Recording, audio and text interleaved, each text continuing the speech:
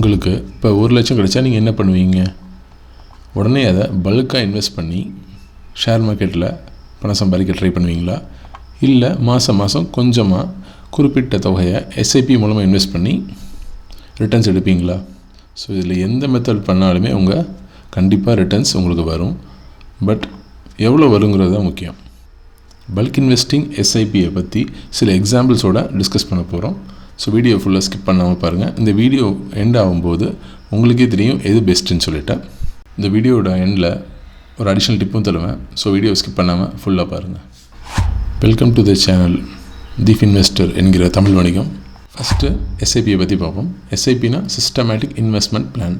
அதாவது ஒரு குறிப்பிட்ட அமௌண்ட்டை ஒரு குறிப்பிட்ட நாளில் மாதம் நம்ம இன்வெஸ்ட் பண்ணுறோம், சிஸ்டமேட்டிக்காக இன்வெஸ்ட் பண்ணுறோம். அதுதான் எஸ்ஐபி. ஸோ எக்ஸாம்பிளுக்கு இப்போ நம்ம மாதம் 1ஆம் தேதி இல்லை 5ஆம் தேதியான ஒரு 5,000 ஒரு ஸ்டாக்ஸ்லேயோ இல்லை மியூச்சுவல் ஃபண்ட்ஸ்லையோ இன்வெஸ்ட் பண்ணுறோம். நம்ம வாங்கும்போது மார்க்கெட் ஏறிட்டே இருந்துச்சுன்னா நம்ம வாங்குகிற ஸ்டாக்ஸோ யூனிட்ஸோ கம்மியாகிட்டே போகும். நம்ம வாங்கும்போது மார்க்கெட் விழுந்துகிட்டே வந்துட்டு இருந்துச்சுன்னா நம்ம வாங்குகிற ஸ்டாக்ஸோ யூனிட்ஸோ அதிகமாகும். இதுதான் சிம்பிள். ஒரு சின்ன எக்ஸாம்பிளோட பார்த்தோம்னா இங்கே ஒரு டேபிள் இருக்குது, ஜனவரிலேருந்து டிசம்பர் வரைக்கும். இதில் ஜனவரி மந்தில் பார்த்திங்கன்னா அந்த ஸ்டாக்கோட ப்ரைஸ் 100 ரூபா. ஸோ 5,000 ரூபா இன்வெஸ்ட் பண்ணுறோம்னா 50 ஷேர்ஸில் யூனிட்ஸ் வாங்கலாம். இது பார்த்திங்கன்னா ஃபெப்ரவரியில் 90 ஆயிடுச்சு அதோட ப்ரைஸு.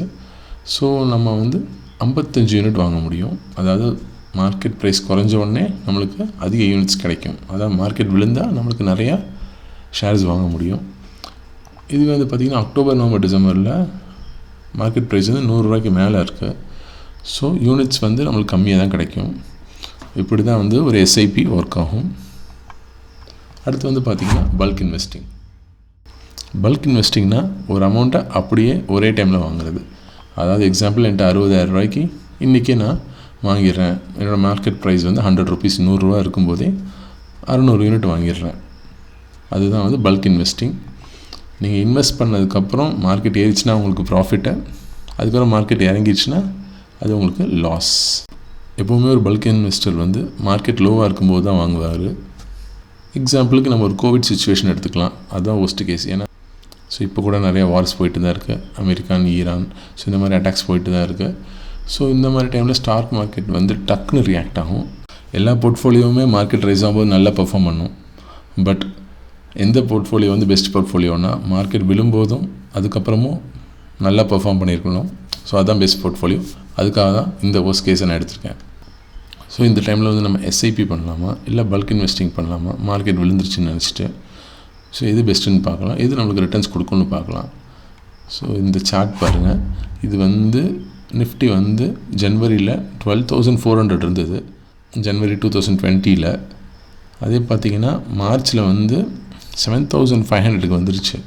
ஸோ உங்களுக்கு எவ்வளோ குறைஞ்சிருக்குன்னா கிட்டத்தட்ட 40% குறைஞ்சிருச்சு. ஸோ இந்த கேஸ் எக்ஸாம்பிளாக எடுத்துக்கிட்டு நான் உங்களுக்கு சொல்ல போகிறேன். இதுதான் என்னோடய ஃபேவரட்டான மியூச்சுவல் ஃபண்டோட 2020 மார்க்கெட் ப்ரைஸ். இது என்ன மியூச்சுவல் ஃபண்டு உங்களுக்கு சொல்லணுன்னா சொல்லுங்கள், நான் கமெண்ட்டில் மென்ஷன் பண்ணுறேன். பட் இது தேவையில்லை, பிகாஸ் நான் இந்த ஒரு ஸ்டாக்கையும் மியூச்சுவல் ஃபண்டையும் ப்ரொமோட் பண்ணல. எக்ஸாம்பிளுக்கு நான் ஜனவரி 2020 இந்த மியூச்சுவல் ஃபண்டில் நான் இன்வெஸ்ட் பண்ணேன் அப்படின்னா மாதம் இன்வெஸ்ட் பண்ணுறேன் 10,000 அப்படின்னா என்னென்ன எவ்வளோ ஷேர்ஸ் வாங்கியிருக்க முடியும்னு நான் சொல்கிறேன். ஸோ இப்போ பார்த்திங்கன்னா எக்ஸாம்பிளுக்கு ஒரு இன்வெஸ்டர் எடுத்துக்குவோம். அவர் ரெகுலராக பல்க் இன்வெஸ்ட் பண்ணுறவர். ஸோ அவர் என்ன பண்ணுறாரு, ஜனவரி மாதம் 1,20,000 ரூபாயை இன்வெஸ்ட் பண்ணுறாரு. ஸோ அந்த வருஷம் முடியும் போது அவருக்கு ப்ராஃபிட்டாக இருக்கும்னு பார்த்திங்கன்னா எஸ், அவருக்கு இருக்குது 28% ப்ராஃபிட்டாக இருக்குது. ஸோ இதுவே இன்வெஸ்டர் பி எடுத்துக்கோங்க. அவர் கொஞ்சம் இன்டெலிஜென்ட்டு. அவர் எப்போ மார்க்கெட் விழுந்து அப்போ தான் இன்வெஸ்ட் பண்ணுவார். அவர் 1,20,000 எப்போ இன்வெஸ்ட் பண்ணார்? ஏப்ரல் 2020 இன்வெஸ்ட் பண்ணார். ஸோ அந்த வருஷம் முடியும் போது அவருக்கு ப்ராஃபிட் 65%. உங்களுக்கு நல்லா தெரியும், ஏப்ரலில் ரொம்ப கம்மியாக இருந்திருக்கு ப்ரைஸஸ்ஸு. ஸோ அப்போ கரெக்டாக இன்வெஸ்ட் பண்ணனால அவருக்கு 65%. நம்ம எஸ்ஐபி இன்வெஸ்டர் இருக்கார், அவர் தான் இன்வெஸ்டர் சி. அவர் என்ன பண்ணுறாரு, ஜனவரியிலேருந்து மாதம் 10,000 20,000 இன்வெஸ்ட் பண்ணி கடைசியில் டிசம்பரில் பார்த்திங்கன்னா அவருக்கு அப்போவும் 25% ப்ராஃபிட். ஸோ எஸ்ஐபி இன்வெஸ்டரும் நம்ம எந்த நேரத்தில் வேணால் பல்காக இன்வெஸ்ட் பண்ணாலும் ஒரே ப்ராஃபிட்ஸ் தான் கிட்டத்தட்ட. பட் நம்ம இன்டெலிஜென்ட்டாக நம்ம எப்போ இன்வெஸ்ட் பண்ணணும்னு தெரிஞ்சு பண்ணுறோமோ, எப்போ மார்க்கெட் ஸ்லோவாக இருக்குன்னு பண்ணுறோமோ அப்போ நம்மளுக்கு நிறைய ப்ராஃபிட்ஸ். இது நல்லா தெரியுது. ஸோ பேசிக்கான டிஃப்ரென்சஸ் என்ன, எஸ்ஐபி பல்க் இன்வெஸ்டிங் என்னென்னு பார்க்கலாம். எஸ்ஐபியில் ரிஸ்க் கம்மி. அதாவது நீங்கள் எப்போ வேணால் இன்வெஸ்ட் பண்ணலாம். மார்க்கெட் நாளைக்கு விழுந்தாலும் விழாட்டியும் எனக்கு ஒன்றும் பிரச்சனை இல்லைன்னு நீங்கள் இன்வெஸ்ட் பண்ணிட்டுருக்கலாம். இதுவே பல்க் இன்வெஸ்டிங் பண்ணும்போது அப்படி இல்லை. மார்க்கெட் இப்போ நாளைக்கு வார் ஸ்டார்ட் ஆக போகுதுன்னா நீங்கள் முன்னாடியே வந்துட்டு உங்களுக்கு சில சைன்ஸ் தெரியும். அப்போ வந்து நம்மளோட பல்க் இன்வெஸ்டிங்கை பண்ணக்கூடாது. ஏன்னா நீங்கள் ஒட்டுக்காக ஒரு அமௌண்ட்டை போட்டதுக்கப்புறம் மார்க்கெட் விழுந்துச்சுன்னா கண்டிப்பாக அந்த உங்களோட ஒரிஜினல் அமௌண்ட்டை ரெக்கவர் பண்ணுறதுக்கே கிட்டத்தட்ட 6 months ஆகிடும். ஸோ அந்த மாதிரி தப்பை பண்ணக்கூடாது பல்க் இன்வெஸ்டிங்கில். Timing the market not required in SIP. மார்க்கெட்டை நம்ம டைம் பண்ண தேவையில்லை. அதாவது இது எப்போ போகும், எப்போ ஏறும், எப்போ இறங்கும்ன்ட்டு நம்ம பாட்டுக்கு ஒரு ஃப்ளோவில் போகலாம். பல்க் இன்வெஸ்டிங்கில் கண்டிப்பாக நம்ம மார்க்கெட்டை டைம் பண்ணி தான் ஆகணும். எக்ஸ்டர்னல் ஃபேக்டர்ஸ் நிறையா இருக்குது. ஃபினான்ஷியல் ரிசல்ட்ஸ் மட்டும் இல்லாமல் அதை தவிர உலக அளவில் நிறைய விஷயம் இருக்குது நம்ம மார்க்கெட்டை தீர்மானிக்கிறது. அது எல்லாத்தையும் கன்சிடர் பண்ணி தான் நம்ம இன்வெஸ்ட் பண்ணணும். எஸ்ஐபி வந்து சேலரிட் பீப்புளுக்கு ரொம்ப நல்லது. பல்க் இன்வெஸ்டிங் வந்து யாருக்கு நல்லதுன்னா, யாருக்கு எக்ஸஸாக கேஷ் இருக்கும் அவங்களுக்கு ஓகே. எஸ்ஐபி வந்து ஒரு சின்ன அமௌண்ட்லேருந்து ஸ்டார்ட் பண்ணிடலாம். எக்ஸாம்பிள் 500லேருந்தே எஸ்ஐபி ஸ்டார்ட் பண்ணலாம். பல்க் இன்வெஸ்டிங்க்கு உங்களுக்கு ஒரு பெரிய அமௌண்ட் தேவை, மினிமம் 1 lakh தேவை.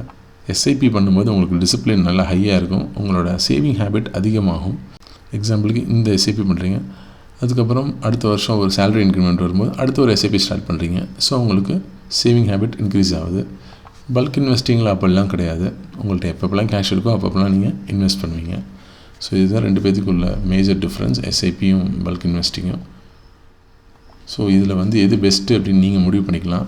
யார் யாரெல்லாம் மந்த்லி சேலரி வாங்குறீங்களோ, எப்பப்பெல்லாம் உங்களுக்கு மந்த்லி சேலரி கிடைக்குதோ அப்போ எஸ்ஐபி பண்ணுங்கள். எப்பப்பெல்லாம் உங்களுக்கு அந்த மந்த்லி சேலரிலேருந்து சில போனஸோ அரியர் அமௌண்ட்டோ வருதோ அப்போ பல்க் இன்வெஸ்டிங் பண்ணுங்கள். இதில் ஒரு போனஸ் டிப் என்னென்னா, வருஷம் உங்களுக்கு எப்பப்பெல்லாம் சேலரி இன்க்ரீஸ் ஆகுதோ அந்த மாதத்துலேருந்து கரெக்ட் 10% உங்கள் எஸ்ஐபியை இன்க்ரீஸ் பண்ணிவிடுங்க. ஸோ இப்படி இன்க்ரீஸ் பண்ணிட்டே வந்தீங்கன்னா உங்களுக்கு ஒரு நல்ல வெல்த் ஜென்ரேட் பண்ண முடியும். ஸோ உங்களுக்கு எக்ஸாம்பிள்ஸோடு இந்த வீடியோவில் நான் டிஸ்கஸ் பண்ணியிருக்கேன். இது தவிர வேறு ஏதாவது டாபிக்ஸில் டிஸ்கஸ் பண்ணணுன்னா கமெண்ட்டில் சொல்லுங்கள், டிஸ்கஸ் பண்ணலாம். அதுக்கேற்ற மாதிரி வீடியோ போடுறேன். நீங்கள் என்ன பண்ணுறீங்க, எஸ்ஐபியா பல்க் இன்வெஸ்டிங்காக மென்ஷன் பண்ணுங்கள். தேங்க்யூ ஃபார் வாட்சிங் this video. Have a nice day.